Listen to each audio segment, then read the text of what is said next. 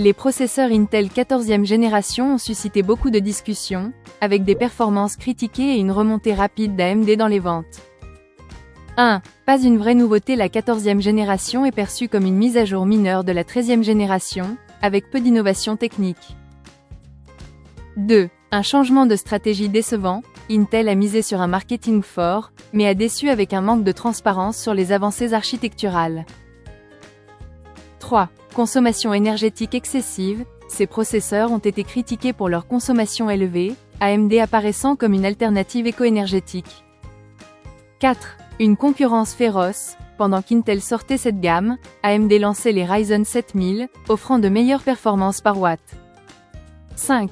Des prix mal positionnés. Malgré des prix élevés, la différence de performance avec la génération précédente ne justifie pas l'investissement.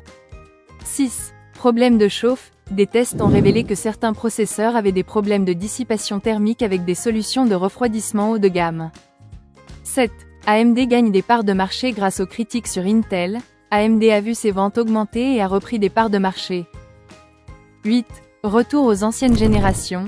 Les gamers préfèrent rester sur les processeurs Intel 12e ou 13e génération, offrant des performances similaires à moindre coût.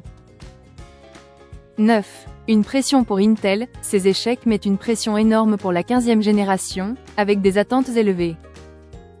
10. La guerre des processeurs continue. Cette situation crée des enjeux importants pour le futur des processeurs. Restez bien jusqu'à la fin, et abonnez-vous à la page JTHT pour plus de contenu tech.